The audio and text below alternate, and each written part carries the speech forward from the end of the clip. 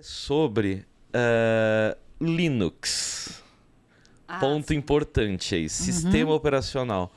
Meu amigo, você conseguir mudar o próximo slide aí para quem está nos acompanhando. Isso aqui que a gente está vendo aí na tela... A pergunta é, qual que é a versão? Qual distribuição que é essa? Esse é um Ubuntu. Agora, se você me falar a versão, eu não sei, porque eu peguei um print da internet e coloquei aqui. Eu não quis focar muito na tela. Eu tô dando a gente tá dando esse bônus da tela, porque eu entendo que isso daqui também depois vira um áudio e eu não quero que a pessoa se perca no conteúdo porque ela não tá vendo a nossa tela. Então, esses encontros aqui, dificilmente a gente vai ficar botando código na tela para resolver. Isso a gente vai fazer mais no Discord, em outras situações. Mas aqui eu achei importante a gente colocar esse ponto do Ubuntu, porque no teu processo, esse foi um ponto que eu acho que pegou e é um ponto que eu quero trazer uma discussão antes. Né? É só uma coisa nerd, né? Sabe qual que é o nome disso aqui? O nome disso aqui é o quê? Dessa tela? É GUI, né? É GUI. Que vem de Graphic User Interface. Graphic User Interface. Que é fácil de uso gráfico. Exato. Então, se a gente pensar nos sistemas operacionais antigos, tipo o DOS... Porque isso não é obrigado quando a gente está falando de Linux. Não precisa dessa tela bonitinha. Tem gente que instala o Linux e não tem essa tela. Ela só tem o grande terminal e tudo vai na base do comando. É onde começa o terror. É onde começa o terror. Mas o pessoal instala o Linux para ter uma tela parecida com se fosse um Mac e um Linux e um Windows. Mas é melhor. Você concorda que é melhor, assim, para quem, não só para quem é um usuário leigo e tal, mas a interface de usuário, ela melhorou a experiência da gente consumir uma tela, consumir um computador. Total. Mas eu quero chegar na pergunta antes. Por que é importante a gente, então, ter um Linux? A gente deve trabalhar num Linux. É uma coisa de mercado? Quero ver a sua opinião aí, assim. A já começou a jogar na fogueira, né? Isso aí não estava combinado, entendeu? Vamos discutir, porque ela poderia ter seguido o projeto dela trabalhando em cima do Windows? Poderia, né? Porém, diga aí, Lu. A pergunta talvez é assim, não é sobre o... Vou perguntar, você tem tempo? Porque não é sobre o sistema operacional, né? Quando a gente está falando de linguagem de programação, hoje você consegue usar a mesma linguagem em vários sistemas operacionais. E aí, para quem fez computação, ou para quem viu como é que é o processo de construção de um sistema operacional, existem, por exemplo, quando a gente começou lá atrás, né? 41 anos, a gente tinha MS-DOS, que era do Microsoft, tinha as versões Unix, como é que era o nome da empresa, gente? Meu Deus do céu. O Unix, vale dizer que é o sistema operacional que roda por trás, por exemplo, do Macintosh. Acabou que, se eu posso estar falando bobagem, mas acabou que subdividiu em alguns sistemas. Então, a base da Apple, né, do macOS é Unix, a base do Linux também. A base do Linux também é um Unix. Então até o Linux, ele já tem meio que o nome dele já é um final de Unix, né? Então existimos esses dois grandes sistemas operacionais e eu acho muito importante a gente entender isso. Eu tô ficando com a mão na frente da câmera. E aí mas aí tem uma coisa que a gente tem que perceber que assim, os sistemas operacionais, os iniciais, eles eram de empresas privadas. Então, aí a gente entra numa discussão que é quem tem direito ao acesso à redistribuição, alteração, modificação desses sistemas. No caso que você fala de um sistema que a gente tá falando privado, de Microsoft, por exemplo, de Microsoft, de Apple, todos eles do são Apple, privados. né? O Unix era usado dentro do sistema do Mac, mas é privado. Ou você compra um Mac para poder usar aquele Unix, ou você compra então o Linux e aí você pode usar o sistema operacional dele que está por trás lá, o DOS. Sim. E aí, tinha muito tempo atrás, teve uma galera que faz parte da GNU, né? O GNU, que começa com o GNU, né? O GNU, ele entra nessa categoria de sistema operacional, só que com o que a gente chama de software livre. Então, você pode pegar o código-fonte desse sistema operacional, compilar, alterar, fazer o que você quiser. E criar o seu.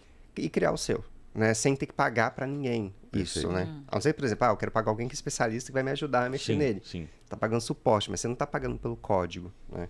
E também você tem a liberdade, ou você não tem a restrição sobre como você está utilizando aquilo, né? Então, o movimento de software livre ele traz uma série de termos, né, de uso de software. Então, tem um regulamento sobre software livre que não é simplesmente, você está pegando software livre, o que você faz com isso? Que a gente chama de licenciamentos. Sim. E em função disso, você acaba tendo uma liberdade para ir para um lugar ou para o outro, sem depender de ninguém. E aí, com isso, principalmente quando a gente começou o movimento de ir para a web, né, porque antes, por exemplo, em 2000, eu trabalhava com o servidor Microsoft IS, né, que era Internet Information Service. Isso, da Microsoft. E aí você tinha os outros sistemas operacionais para servidor também. E o Linux era a alternativa que você tinha para conseguir subir um servidor sem ter que pagar nenhum custo de... Para a Microsoft ou para uma outra empresa privada. E não era barato. Tá? Não era barato, com certeza. Não era barato. E com isso, foram se criando as distribuições. Então, tinha distribuição que era muito mais focada em serviços de rede, né? Se não me engano, era Slackware que a gente usava lá na empresa. Era super complicado. Eu olhava para aquilo e falei assim, gente, como é que vocês conseguem mexer nisso? Então, a gente já está chegando aí que, a partir do momento que esse pessoal do software livre começou a criar essas versões do Linux, desses sistemas operacionais que eram gratuitos, qualquer um podia modificar, criar o seu, já foi tendo algumas dessas versões que eram específicas para algum tipo de uso. A gente nem tinha essa versão bonita que, por exemplo, a gente instalou aí, que é o Ubuntu, que parece um Windows. É porque a interface gráfica veio depois, né? O que eu instalei é isso aqui, ó. Aparece um terminal. Parece um terminal, né? Tá. Mas em algum momento você consegue instalar a GUI para ativar a interface gráfica. Então, por exemplo, dependendo do que você quer fazer, por exemplo, eu estou mandando um servidor web. Não faz sentido instalar a interface gráfica para ele, porque você está consumindo espaço. Sim, Você está consumindo espaço, está consumindo placa gráfica, e aí você acaba tomando algumas decisões sobre o que eu vou priorizar para esse sistema operacional. E você tem liberdade para escolher. Tá. Olha só, no que você está falando aí o que você é um instalou. A gente está vendo a tela dela aqui. Ela está dentro do terminal. Tem essa cara de terminal mesmo. Essa cara de terminal. Então, ali dentro, ela consegue acessar o sistema operacional Ubuntu sem ela precisar ter realmente desinstalado o Windows dela no computador. Então, primeiro, é assim, eu tinha que ativar um Windows para o Linux, né? Uma máquina virtual. Então, eu tive que ativar isso no meu computador. Tá. Então, só isso demorou muito para eu fazer. Porque aí eu entrava na página, acho que do próprio Windows, que tinha lá as coisas, o passo a passo de como fazer isso, não sei o quê. Aí foi ali que eu vi, se der esse tipo de erro é isso, se der esse tipo de erro é aquilo. Eu fui... E aí eu entrava no YouTube para ver como que as pessoas faziam, cada um tem um computador diferente, então assim, não existe uma forma única de resolver um problema. E aí, numa dessas, assim, o meu Windows ele estava pedindo uma atualização, eu falei assim, eu não vou atualizar agora, porque se eu atualizar, normalmente quando eu atualizo o Windows, ele fica lento, e aí eu falei, não vou atualizar. E aí passei um dia inteiro tentando resolver o negócio, não consegui, falei assim, quer saber, eu vou atualizar, deixei ele atualizando, fui dormir. No dia seguinte, quando eu acordei, o negócio funcionou. Então era uma atualização do Windows que eu tinha que fazer para aí conseguir, porque eu entrava aqui, aí dava erro. E aí de repente, no dia seguinte funcionou, e eu falei, bom, agora tá funcionando, eu vou começar a usar. Foi aí, depois de 4 dias, que eu fiquei tentando resolver essa parte de a base da máquina é Windows, né? A base da minha máquina é Windows. Então, eu precisava instalar o Linux, né? O Ubuntu aqui no caso. Mas eu primeiro tinha que ativar essa... eu não sei exatamente essa configuração. Isso. Quer entender o que aconteceu aí? Vamos lá. O computador ele tem duas coisas, né? Quando você liga o computador, ele tem que carregar um software, né? Toda a base do computador é software, né? Você tem um processador, você está rodando alguma coisa lá e só roda uma coisa por vez, né? A gente acha que, nossa, está rodando várias janelas, mais o browser, mais o editor de texto, mas na real, cada pedacinho de tempo é um software só que está rodando lá. Então, às vezes é o sistema operacional, às vezes é o processador de texto. É que ele intercala tão rápido que você não percebe. A gente não percebe. Mas ele E pode acontecer, por exemplo, se o computador tem vários núcleos, cada núcleo consegue rodar um código separado, mas ainda assim é um por vez. Sim.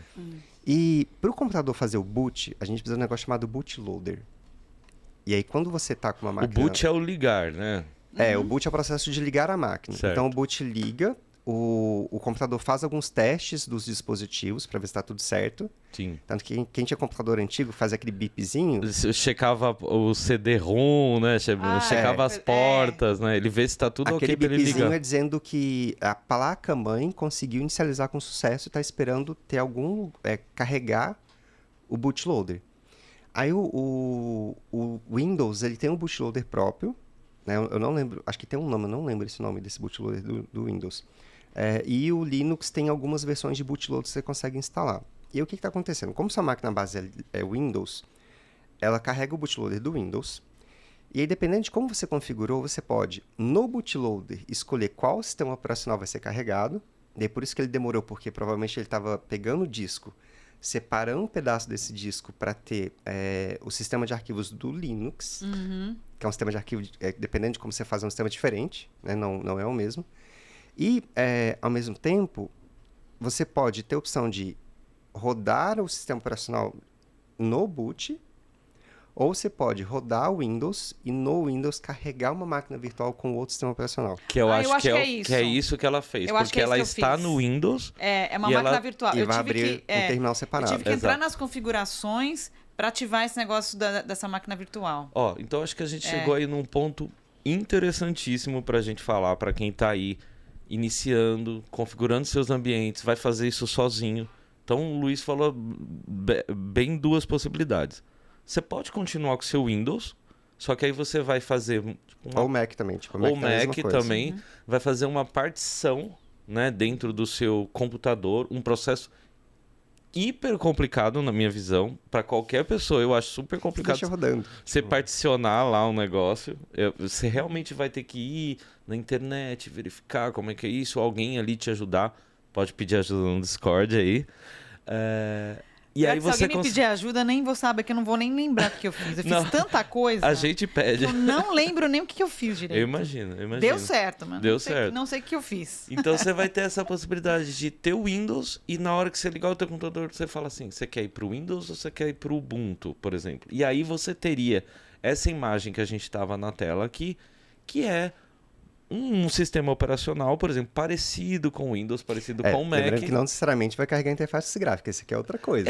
Se eu fosse instalar o Ubuntu, né, o Linux, assim, eu instalaria esse Linux, o Ubuntu, que eu acho que é a versão free de Linux, né, gratuita, mais popular que tem. Ela é mais popular porque a interface gráfica foi a que foi mais amigável. Foi mais amigável, né? Então, eu, por exemplo, no meu trabalho, a minha máquina é um Linux.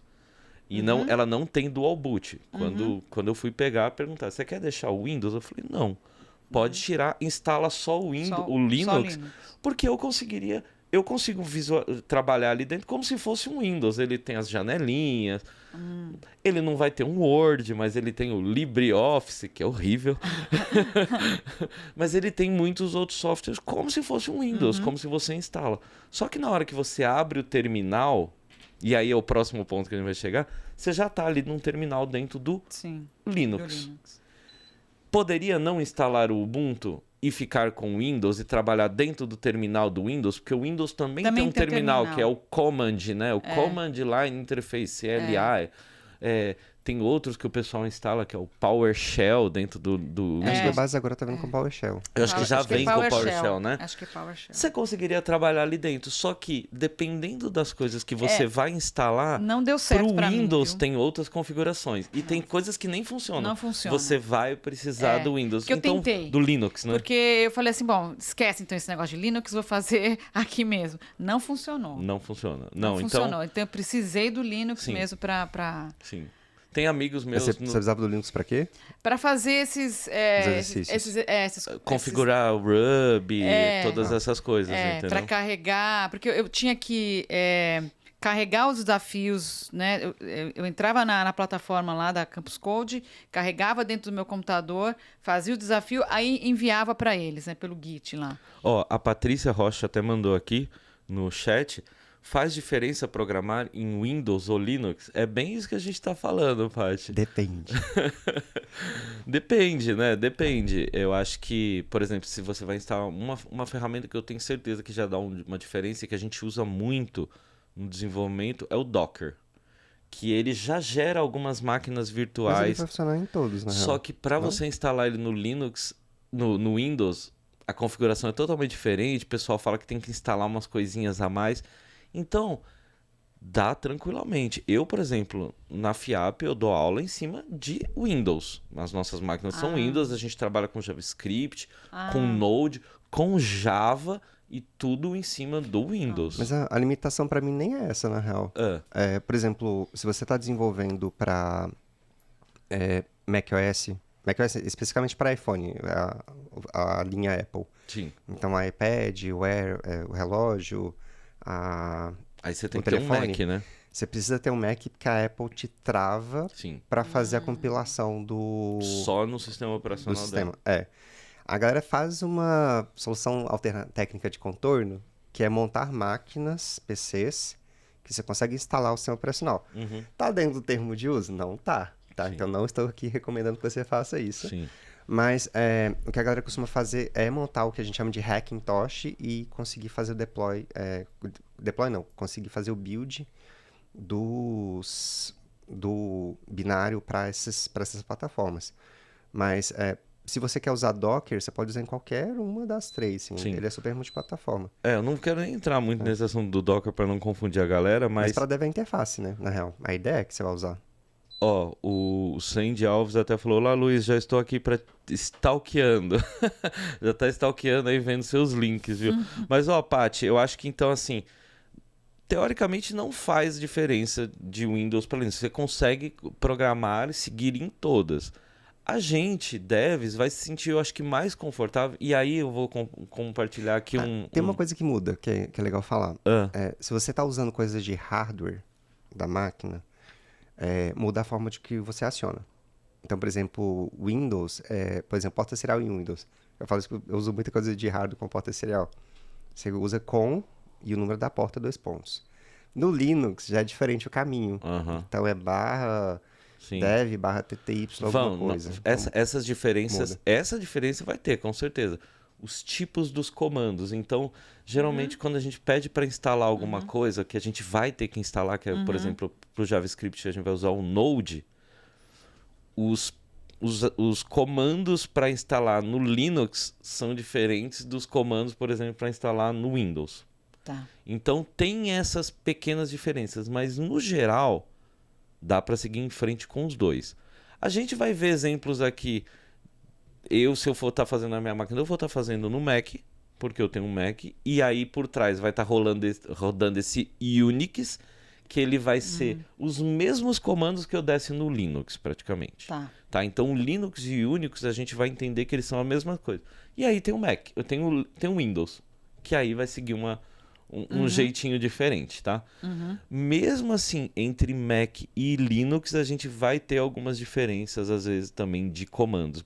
Por um ser Unix e o outro ser Linux. E aí, dentre os Linux, podem haver diferenças de comandos dependendo da distribuição. Então, a gente tem o Linux Ubuntu, que é o mais popular, mas tem o Mint, tem o Fedora, tem o Red Hat, Debian. Então, isso que ele falou, tinha um Linux que era mais usado para servidor, então aí cada um vai ter as suas particularidades. Mas eu acho que assim, independente do sistema operacional que a pessoa tiver, você com o seu Windows, você com o Linux rodando dentro do seu Windows, com o Mac, com Fedora, a gente vai conseguir acompanhar, porque é um detalhezinho ou outro, e aí nesses desvios a gente consegue falar, olha, se você tiver nesse sistema operacional, o comando não é esse, é esse. Então, dá para seguir com qualquer um.